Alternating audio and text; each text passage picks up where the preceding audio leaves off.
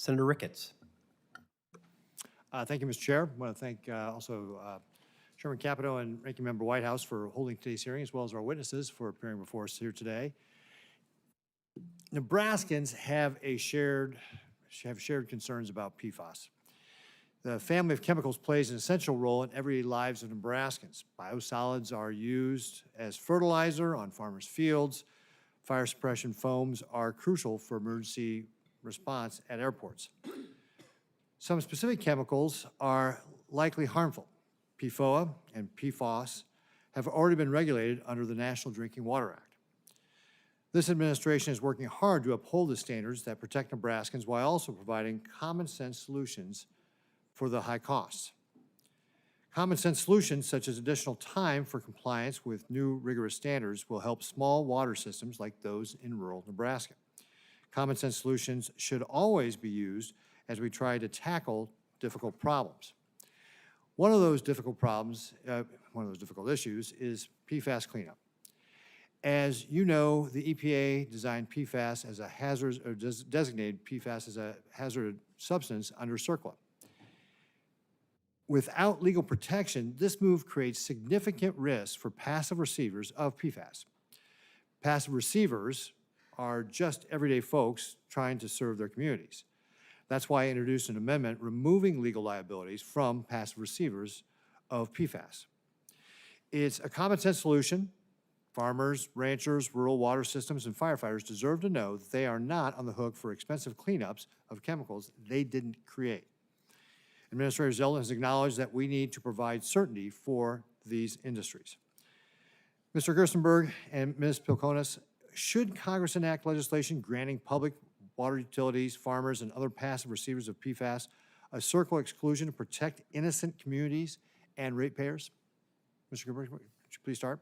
Senator Ricketts, we believe they should, and we believe that the polluters should pay, and we believe that through sampling and analysis, we are able to trace back to who the polluter is.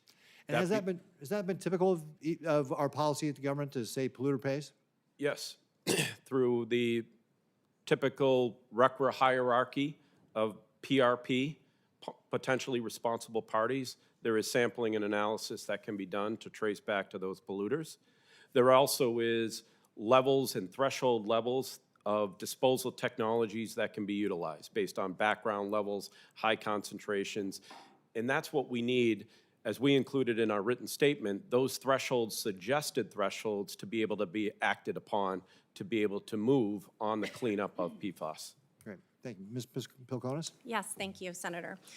Contractors need passive receiver protections to prevent them from being responsible for the full cost of cleanup where they incidentally encountered PFAS during the course of ordinary construction.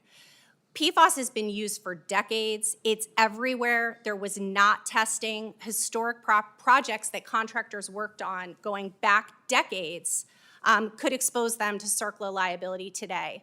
So a disposal site that you took soil to 20 years ago could attach you to CERCLA cleanup liability 10 years from now. The other thing really unique about construction and why construction needs passive receiver protections is because unlike a fixed facility, construction firms work across America on hundreds of sites in every community, building roads, bridges, working on airports, military bases. We're excavating soil, we're moving materials, we're reusing aggregates, we're using many, many disposal sites. So that makes the PFAS Superfund exposure and the liability exponentially greater for construction. Great, thank you. I understand innovative technologies are being used to address PFAS alternatives. The use of soybean meal is one of those promising opportunities as it can be used as an alternative for firefighting foam such as PFAS. The foam is 84% bio-based and is certified under the USDA's BioPreferred program.